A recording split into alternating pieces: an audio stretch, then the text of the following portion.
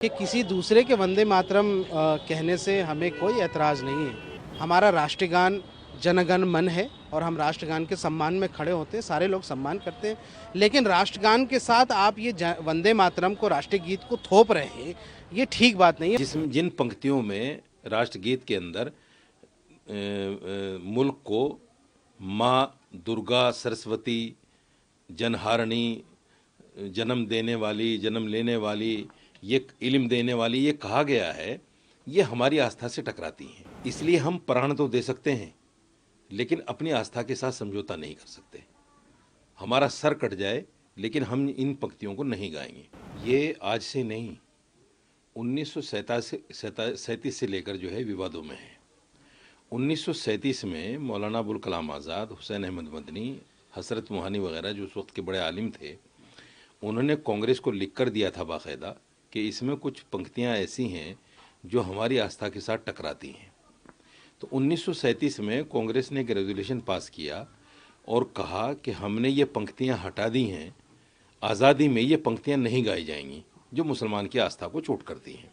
उस वक्त वो मामला ख़त्म हो गया। संविधान जब बना 1949 में, तो उसमें भी अभिव्यक्ति की आज़ादी दी गई और कहा गया कि किसी पर कोई चीज़ थोपी नहीं जाएगी। 2016 में राष्ट्रगान को लेकर एक मुकदमा सुप्रीम कोर्ट में आया, तो सुप्रीम कोर्ट ने कहा कि राष्ट्रगान के लिए अगर कोई खड़ा भी नहीं होता है उसके सम्मान में, तो भी उसको देशद्रोही नहीं कहा जा सकता। तो मेरा स्पष्ट मानना ये है, और जितने भी मुसलमान आलिम हैं, कि जिन पंक्तियों में राष्ट्रगीत के अंदर मुल्क को माँ दुर्गा, सरस्वती, जनहारिणी, जन्म देने वाली, जन्म लेने वाली, ये इल्म देने वाली ये कहा गया है, ये हमारी आस्था से टकराती हैं। तो हमारे पास ले दे के एक आस्था है। मुसलमान के पास सरकारी नौकरियां तो है नहीं, मुसलमान बहुत बड़े कारोबारी तो है नहीं, ले देकर हमारे पास आस्था है। अगर हम अपनी आस्था भी खो बैठें तो हमारे पास कुछ नहीं बचेगा। इसलिए हम प्राण तो दे सकते हैं, लेकिन अपनी आस्था के साथ समझौता नहीं कर सकते। हमारा सर कट जाए, लेकिन हम इन पंक्तियों को नहीं गाएंगे। सरकार इसमें बुरा माने, भला माने, मेरे देश का संविधान बिल्कुल स्पष्ट है, मुझे आज़ादी है। अगर कोई हम पर थोपने की कोशिश करेगा तो हम इतनी आसानी के साथ उसको बर्दाश्त करने वाले नहीं हैं, जैसे हमने बाबरी मस्जिद के फैसले को बर्दाश्त कर लिया, क्योंकि ये हमारी आस्था का मामला है। यानी इसकी अनिवार्यता को लेकर जो वो कह रहे हैं, आप भी उस बात से इत्तेफाक? बिल्कुल उस बात जो 28 के अंदर 28 जनवरी में एक फरमान पारित हुआ है गृह मंत्रालय की तरफ से कि तमाम सरकारी जगहों पर इसको गाया जाएगा, इसके सम्मान में सबको खड़ा होना पड़ेगा। तो मुसलमान तो नहीं गाएगा, मुसलमान नहीं गाएगा, उसकी जान चली जाए नहीं गाएगा। और मौलाना अरशद मदनी साहब ने जो कहा है, उन्होंने कहा है हम सुप्रीम कोर्ट जाएंगे इसकी अनिवार्यता को लेकर।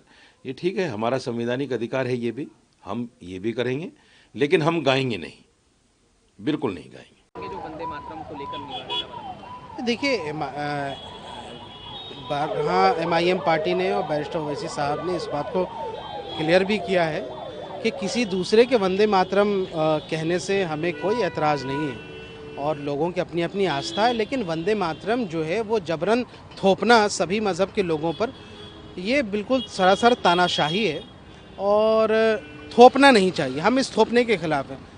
हमारा राष्ट्रगान जनगण मन है और हम राष्ट्रगान के सम्मान में खड़े होते हैं, सारे लोग सम्मान करते हैं।